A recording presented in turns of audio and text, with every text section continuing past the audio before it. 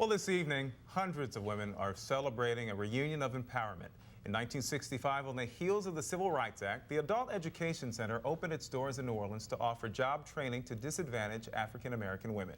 35 years later, the school's graduates meet again to share stories about how the experience gave them more than a job, but a better future for themselves and their children.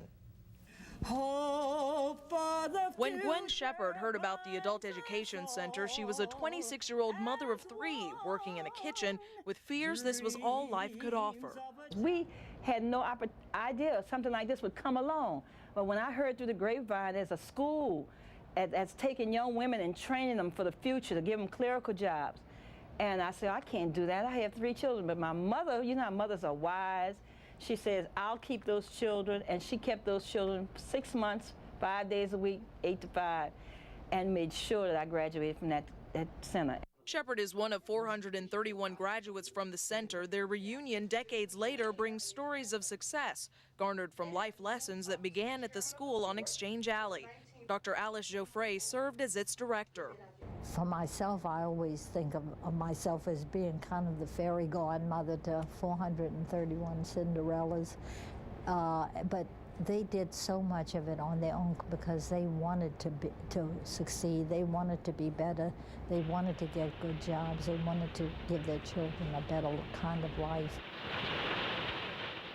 For 7 years, the veritable training center and finishing school churned out some of the city's first black secretaries. We cared about them, and we cared what happened to them, and we really wanted them to succeed, and they had not had this before. Now these women, some doctors, business leaders, and teachers, tell how the center truly changed their lives. And I was told not to waste my time with college because I wasn't smart enough. And the Adult Education Center was the very first time that someone told me, if you worked hard, you could succeed. Gwen Shepard says after working for 15 years as a secretary, she found her true calling as a saleswoman, now managing the family business. She says her life would have taken a very different turn had it not been for Dr. Geoffray and the rest of the staff. They sent us on job interviews.